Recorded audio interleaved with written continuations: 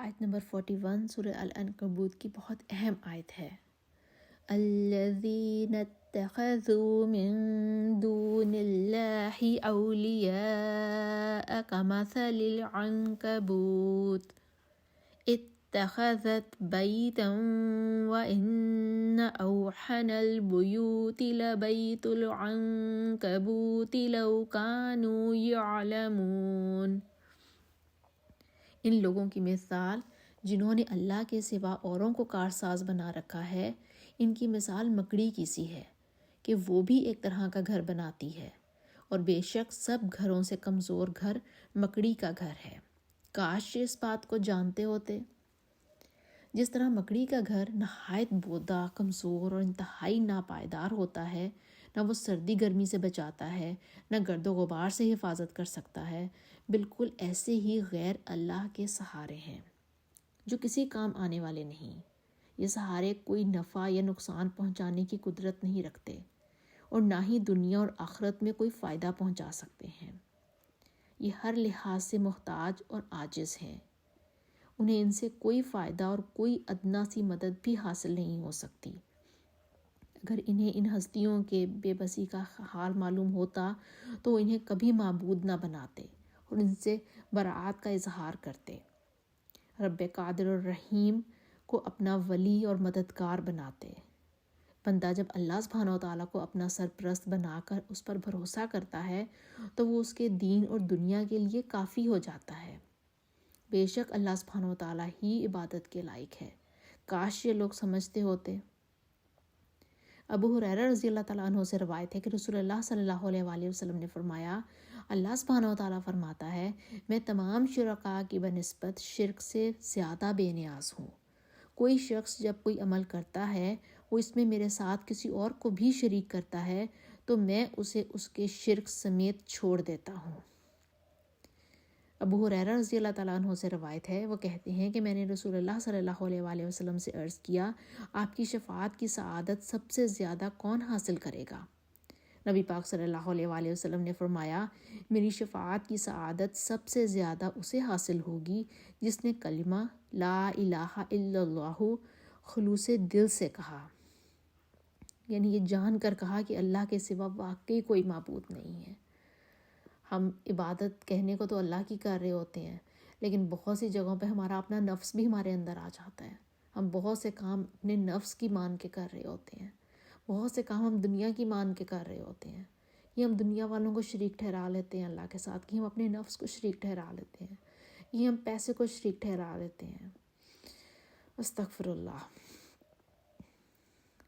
عبداللہ بن مسعود رضی اللہ تعالیٰ عنہ سے روایت ہے کہ رسول اللہ صلی اللہ علیہ وآلہ وسلم نے فرمایا، جو شخص اس حال میں مرے کہ وہ اللہ کے سوا اوروں کو بھی پکارتا رہا ہو، اللہ کا شریک اور ہمسر ٹھہراتا رہا ہو، تو وہ جہنم میں داخل ہوگا۔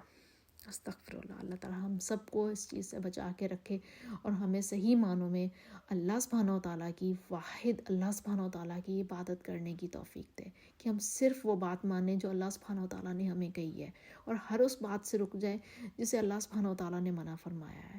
اور یہ چیز جاننے کے لیے ہمیں قرآن پڑھنا ہوگا، ہمیں سنت پڑھنی ہوگی، ہمیں حدیث پڑھنی ہوگی، ہمیں سیرہ پڑھنی ہوگی، تاکہ ہم وہ باتیں معلوم کر سکیں جو ہمیں پتہ ہو کہ کون سی بات اللہ تعالیٰ ہمیں کرنے کو کہہ رہے ہیں اور کون سی بات سے اللہ تعالیٰ ہمیں رکنے کو کہہ رہے ہیں، تاکہ ہم صحیح معنوں میں کلمہ جو ہے ہم جو پڑھتے ہیں لا الہ الا اللہ محمد رسول اللہ، ہم صحیح معنوں میں دلی لحاظ سے اس کے ماننے والے بن جائیں۔ آمین یا رب العالمین۔ آج ہم سورہ روم سے شروع کریں گے انشاءاللہ تعالی۔ نحمدہ ونصلی علی رسولہ الکریم، اما بعد فاعوذ باللہ من الشیطان الرجیم، بسم اللہ الرحمن الرحیم۔ رب اشرح لی صدری ویسر لی امری واحلل عقدۃ من لسانی یفقہوا قولی، ربی زدنی علما، اللہم فقہنا فی الدین، اللہم فقہنا فی الدین۔ بسم اللہ الرحمن الرحیم۔ اصل میں سورہ روم کی جو پہلی آیات ہیں ان میں رومیوں کے غالب ہونے کی پیشن گوئی کی گئی ہے جو وقوع میں آ چکی ہے۔ واقعہ یہ ہوا کہ روم اور فارس والوں میں جنگ ہو گئی اور فارس والے غالب آئے۔ چونکہ رومی اہل کتاب یعنی نصارہ تھے اور فارس والے مشرک، اس لیے مکے کے مشرک مومنوں سے کہتے تھے، یعنی کہ مکے میں جو مشرک لوگ تھے وہ مومنوں سے کہتے تھے کہ جس طرح فارس والے جو ہماری طرح مشرک ہیں رومیوں پر جو تمہاری طرح اہل کتاب ہیں غالب ہو گئے ہیں، اسی طرح جب ہم میں اور تم میں جنگ ہوگی تو ہم بھی تم پر غالب ہوں گے۔ کفار کی اس بات سے مومنوں کو بہت رنج ہوا۔ تب یہ آیات نازل ہوئیں۔ ان میں چند سال میں رومیوں کے غالب ہو جانے کی خبر دی گئی تھی، اور وہ بالکل صحیح نکلی۔ آیت میں بضع سنین کا لفظ آیا ہے۔ بضع کہتے ہیں 3 سے 9 کے درمیان۔ 7ویں سال پھر روم اور فارس میں لڑائی ہوئی تو رومی اہل فارس پر غالب آئے۔ اللہ سبحانہ و تعالیٰ کی قدرت کو دیکھیے کہ ادھر تو بدر کی لڑائی میں مسلمان مکے کے کافروں پر غالب آئے اور ادھر اسی روز رومی اہل فارس پر غالب آئے۔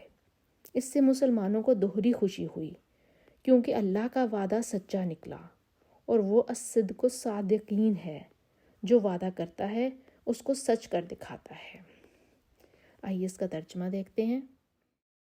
الف لام میم، اہل روم مغلوب ہو گئے نزدیک کے ملک میں، اور وہ مغلوب ہونے کے بعد عنقریب غالب آ جائیں گے چند ہی سال میں۔ پہلے بھی اور پیچھے بھی اللہ ہی کا حکم ہے، اور اس روز مومن خوش ہو جائیں گے، یعنی اللہ کی مدد سے۔ وہ جسے چاہتا ہے مدد دیتا ہے، اور وہ غالب اور مہربان ہے۔ یہ اللہ کا وعدہ ہے۔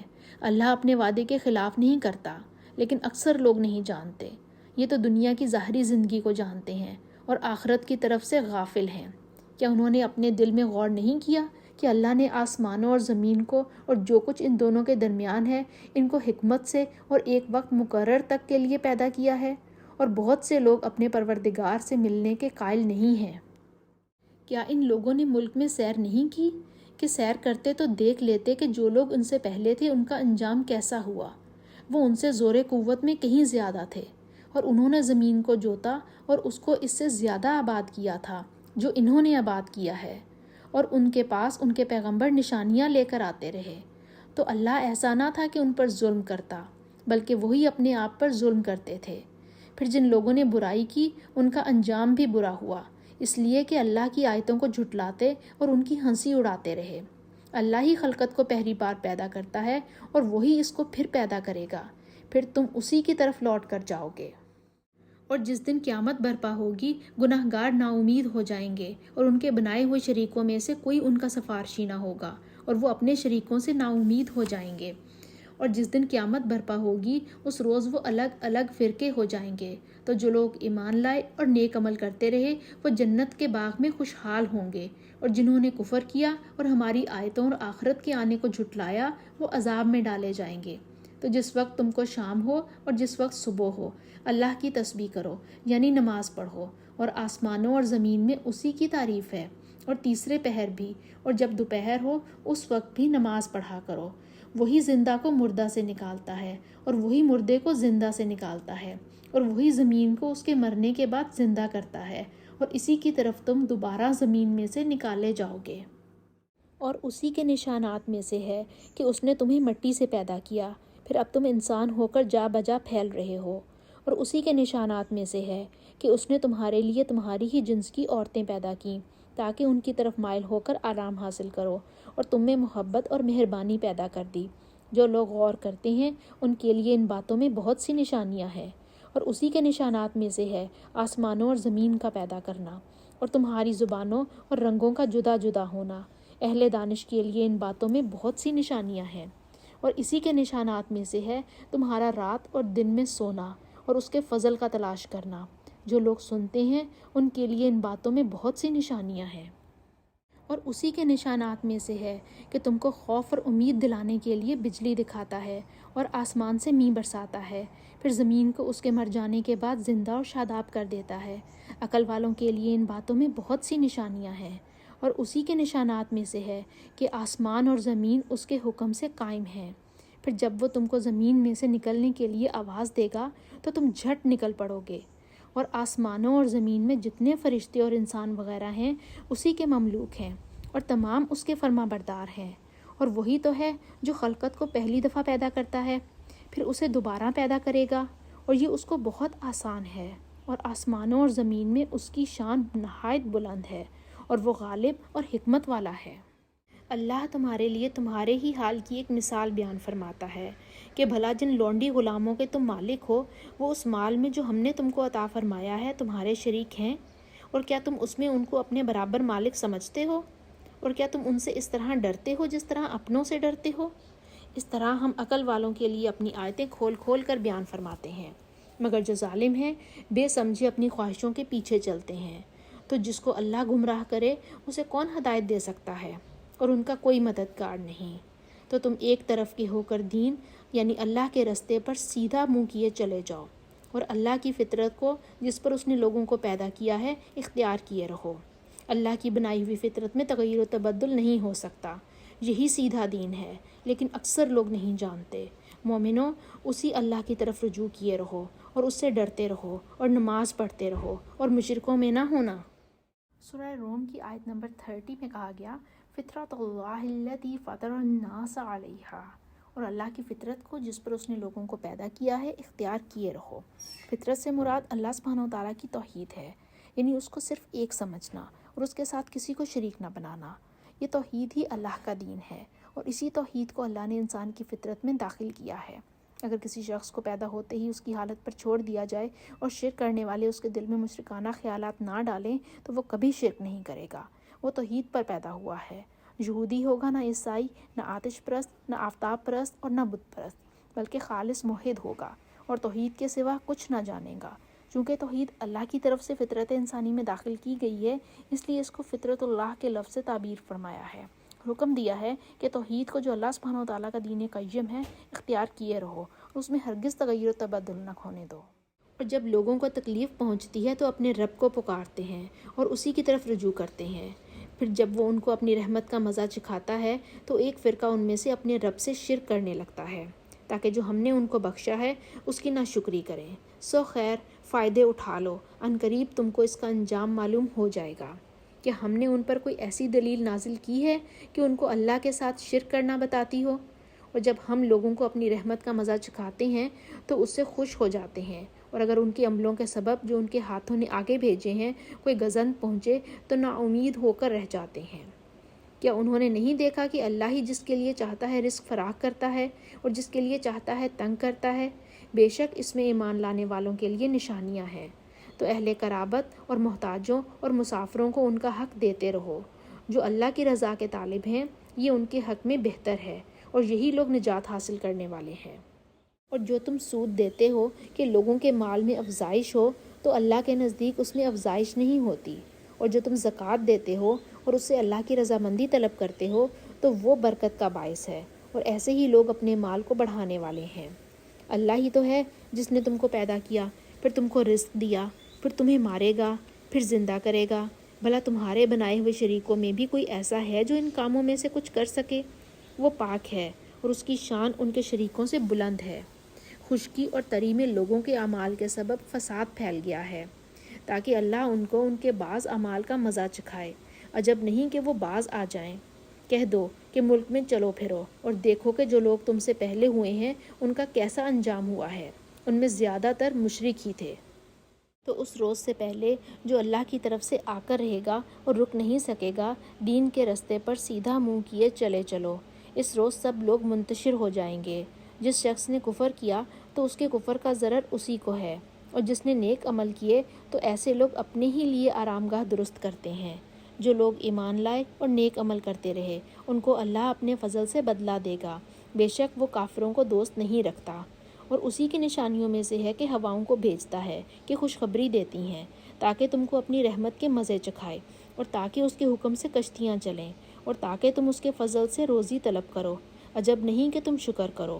اور ہم نے تم سے پہلے بھی پیغمبر بھیجے تو وہ ان کے پاس نشانیاں لے کر آئے، سو جو لوگ نافرمانی کرتے تھے ہم نے ان سے بدلہ لے کر چھوڑا، اور مومنوں کی مدد ہم پر لازم تھی۔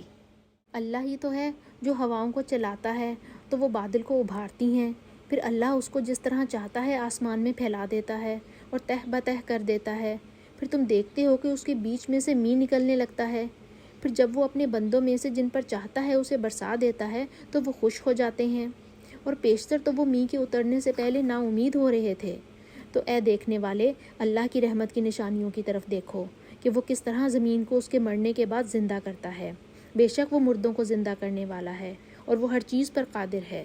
اور اگر ہم ایسی ہوا بھیجیں کہ وہ اس کے سبب کھیتی کو دیکھیں کہ زرد ہو گئی ہے تو اس کے بعد وہ ناشکری کرنے لگ جائیں، تو تم مردوں کو بات نہیں سنا سکتے اور نہ بہروں کو آواز سنا سکتے ہو اس کے بعد کہ وہ پیٹ پھیر کر پھر جائیں، اور نہ اندھوں کو ان کی گمراہی سے نکال کر راہ راست پر لا سکتے ہو۔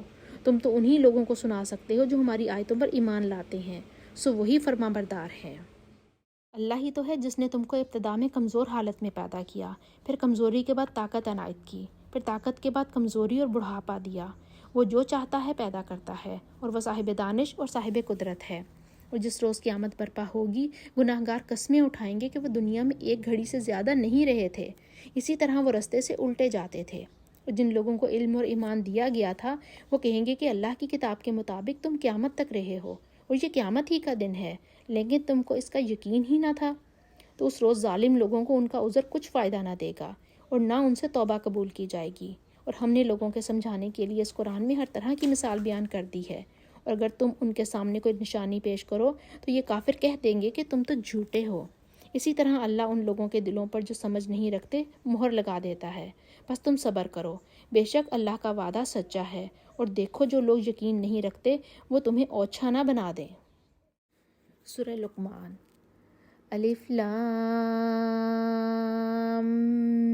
میم، تلک آیات الکتاب الحکیم، ہدی ورحمۃ للمحسنین، الذین یقیمون الصلاۃ ویؤتون الزکاۃ وہم بالآخرۃ ہم یوقنون، اولئک علی ھدی من ربہم واولئک ھم المفلحون۔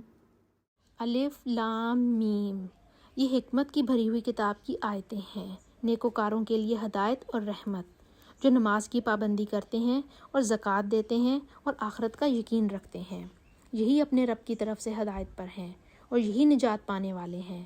اور لوگوں میں کوئی ایسا ہے جو بیہودہ حقائقیں خریدتا ہے تاکہ لوگوں کو بے سمجھے اللہ کے رستے سے گمراہ کرے اور ان کا مذاق اڑائے، یہی لوگ ہیں جن کو ذلیل کرنے والا عذاب ہوگا۔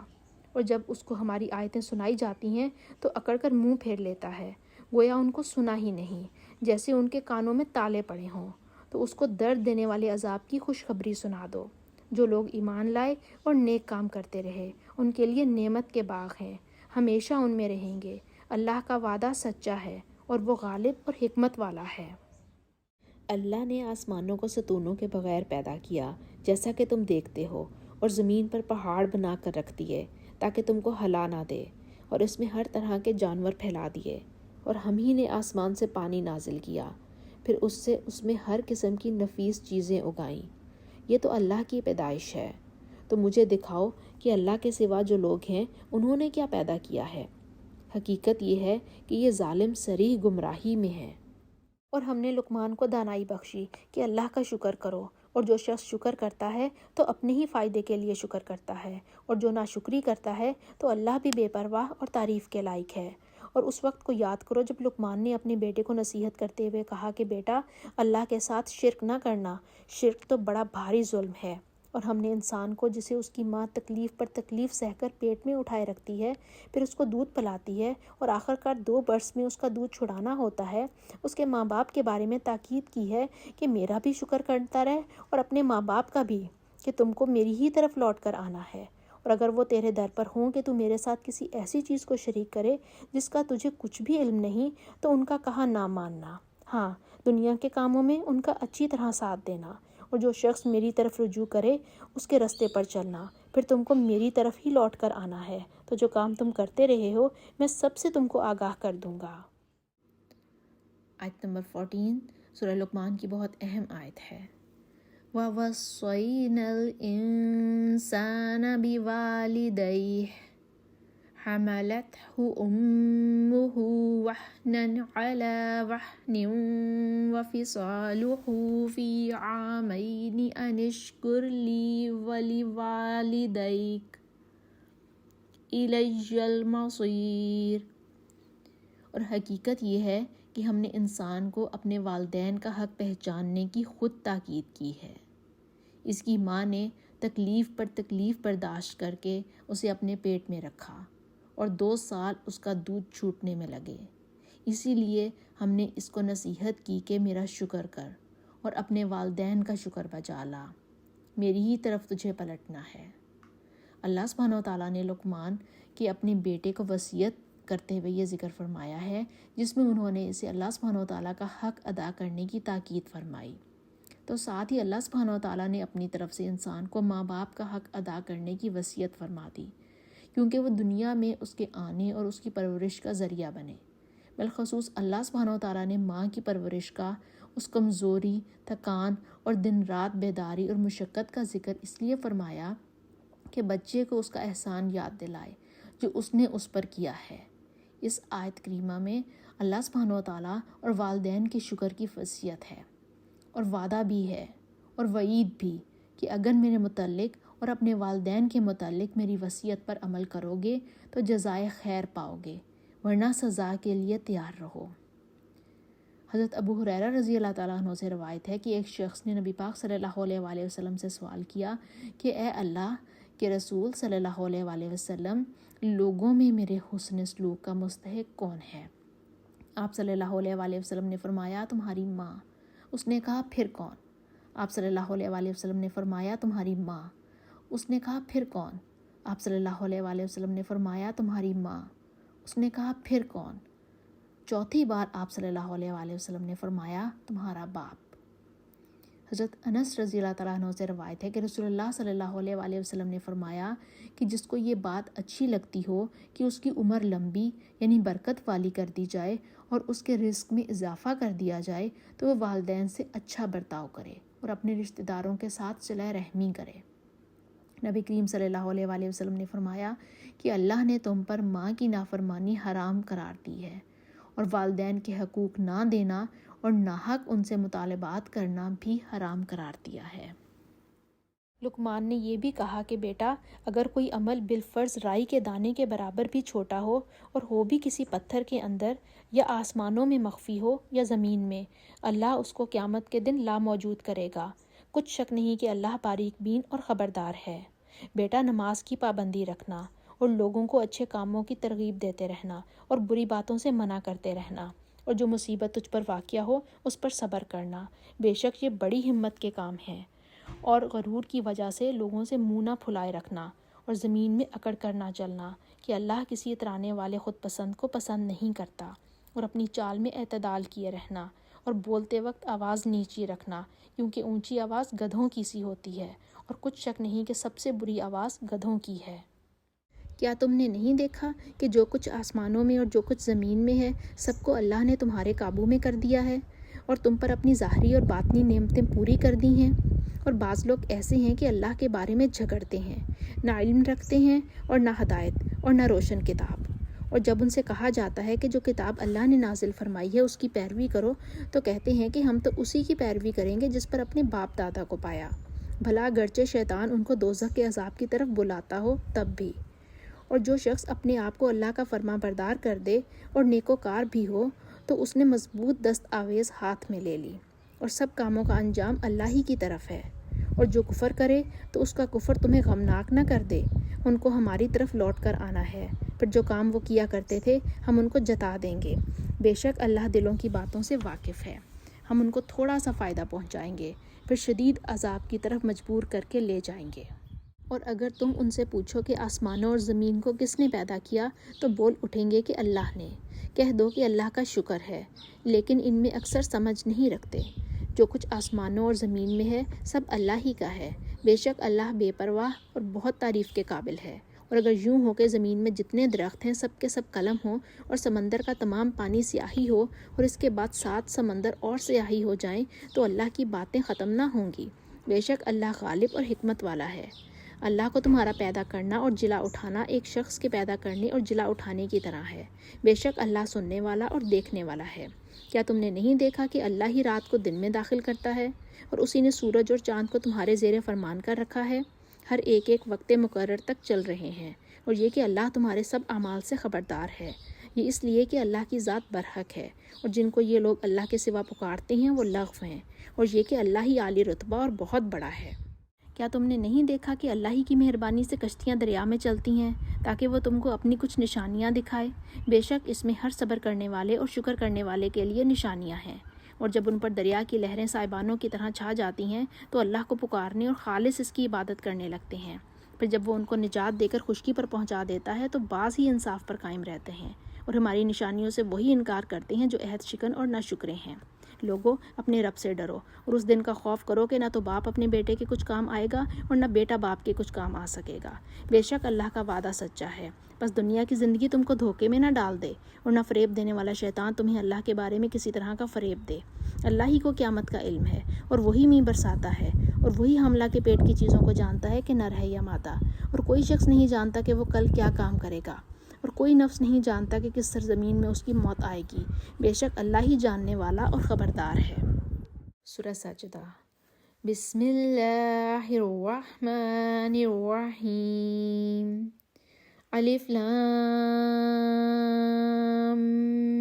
میم۔ تنزیل الکتاب لا ریب فیہ من رب العالمین۔ ام یقولون افتراہ بل هو الحق من ربک لتنذر قوما ما آتاہم من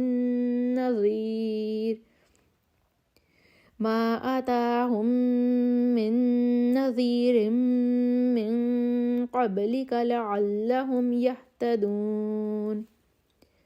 اللہ الذی خلق السماوات والارض وما بینہما فی ستۃ ایام ثم استوى علی العرش ما لکم من دونہ من ولی ولا شفیع افلا تتذکرون۔ الف لام میم۔ اس میں کچھ شک نہیں کہ اس کتاب کا نازل کیا جانا تمام جہان کے رب کی طرف سے ہے۔ کیا یہ لوگ یہ کہتے ہیں کہ پیغمبر نے اس کو از خود بنا لیا ہے؟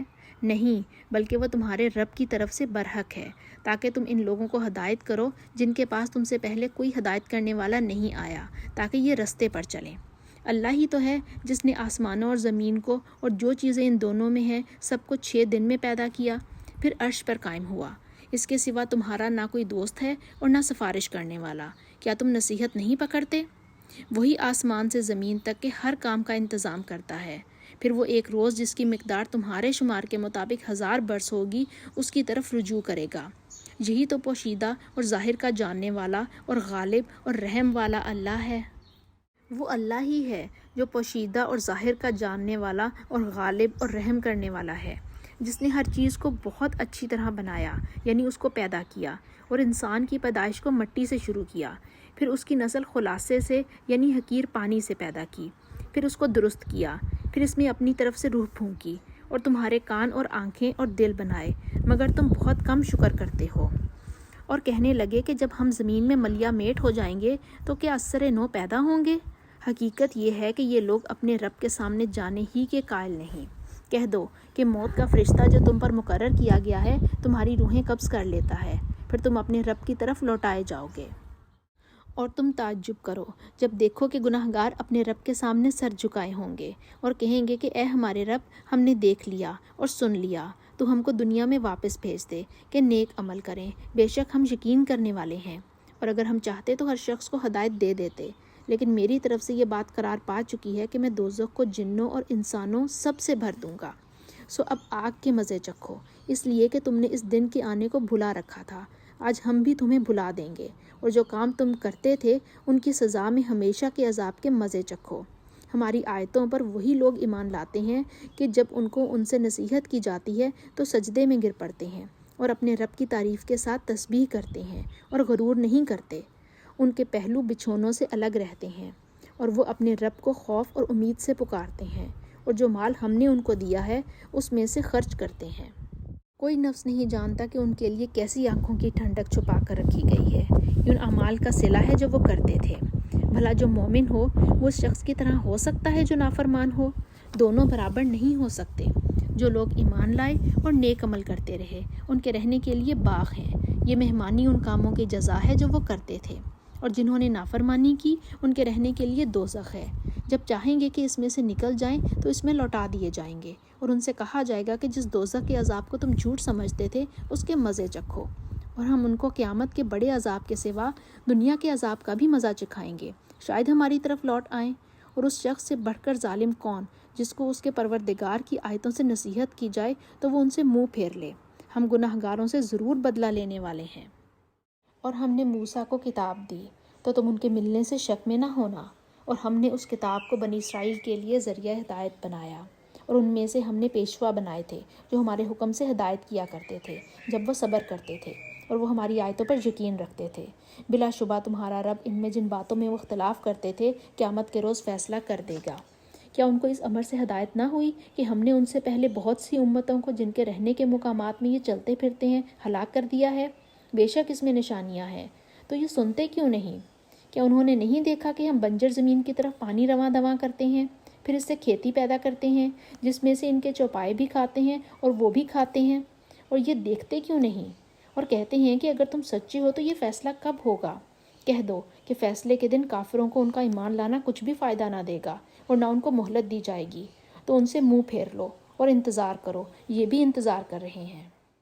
اے اللہ، آپ اپنی محبت کو ہمارے لیے ہر چیز کی محبت سے بڑھا دیں، ہم پر اپنا خوف ہر چیز کے خوف سے بڑھا دیں، دنیا کی ہر طلب پر اپنی ملاقات کا شوق غالب کر دیں، اور جب آپ دنیا والوں کو ان کی دنیا سے ٹھنڈک دیں تو ہماری آنکھوں کی ٹھنڈک اپنی عبادت میں رکھ دیں، اور صبر اور شکر اور عاجزی جیسی عظیم نعمتیں عطا فرما۔ ربنا تقبل منا انک انت السمیع العلیم وتب علینا انک انت التواب الرحیم، وصلی اللہ تعالی علی خیر خلقہ محمد وعلی آلہ واصحابہ واہل بیتہ اجمعین برحمتک یا ارحم الراحمین۔ سبحانک اللہم وبحمدک اشہد ان لا الہ الا انت استغفرک واتوب الیک۔ السلام علیکم ورحمۃ اللہ وبرکاتہ۔